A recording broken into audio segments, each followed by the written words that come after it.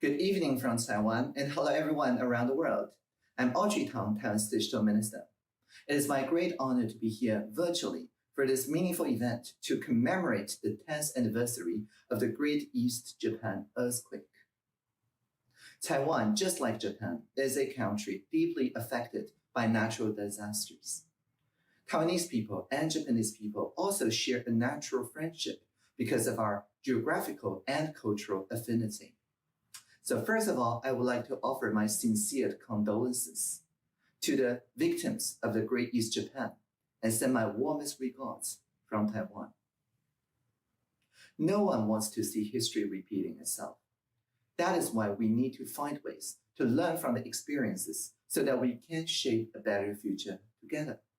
On such a somber and important occasion like this, I think it's very meaningful for me to be able to share some experiences from Taiwan and to say a few words of encouragement to the younger generation entrusted with the future of our world. At a time when the COVID-19 pandemic has brought about drastic changes to our lives, Taiwan has been fortunate enough to maintain a relatively normal life. I would say that this could be attributed to a shared commitment to professionalism, mutual trust, and social cohesion, and under concerted efforts by the government and our people. In fact, I believe many of the challenges that we face today globally, including the infodemic, the pandemic, climate change, can only be overcome by promoting participatory democracy and what I call people-public-private partnerships. Taiwan has put a lot of effort in deepening our democracy.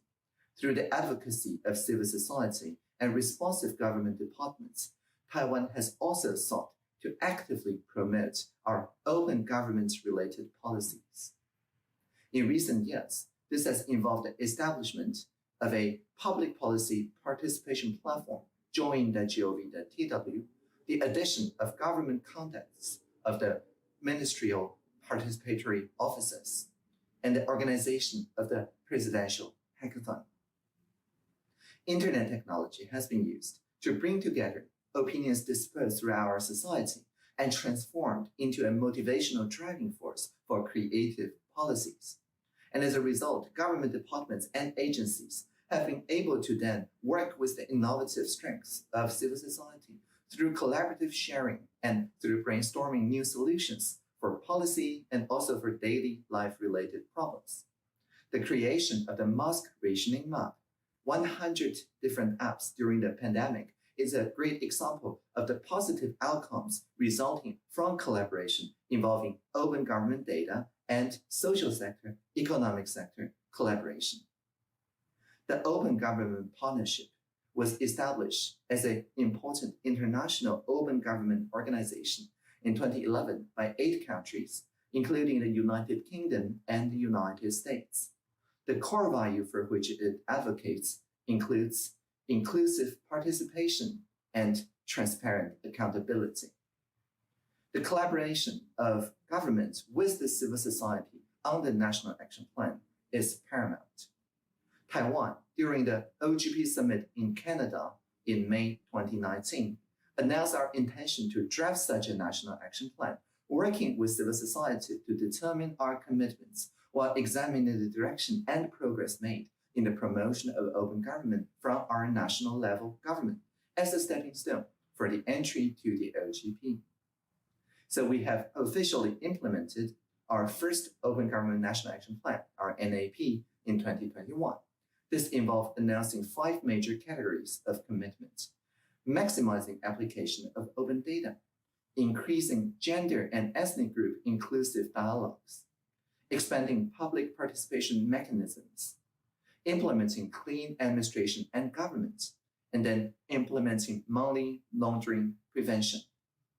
A report from the National Development Council has been recently approved to highlight efforts and achievements of the government in these areas and details the policy directions for the future efforts to promote open government and show the intention to adhere to the OGP spirit while working with the civil society to explore the various possibilities of open government in terms of policy and deepening democracy. And this, I believe, allowed Taiwan to become a reliable partner to the international community, If you're interested in learning more details, an English version will be available soon. In the digital age, technology is now more widely used than any time in the past, which can reduce the obstacles of the public on obtaining information on policies. In addition, governance models based on information transparency and sharing and the people-public-private collaboration are said to be the key to the government transformation. Indeed, democracy is a type of technology itself. Our work on open government not only facilitates public participation in public affairs, but also enables civil society to better understand the complex factors considered when governing, thereby boosting mutual trust with the government. As a matter of fact, I think policies could only be effectively promoted when such mutual trust exists. In closing, let me quote my favorite Canadian songwriter, Leonard Cohen. Ring the bells that still can ring. Forget the perfect offering. There is a crack in everything, and that's how the light gets in. The cracks are nothing but our own humanity.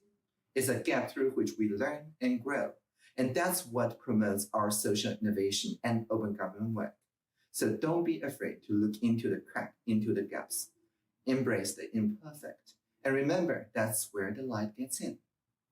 Last but not least, thank you again for inviting me to this important event.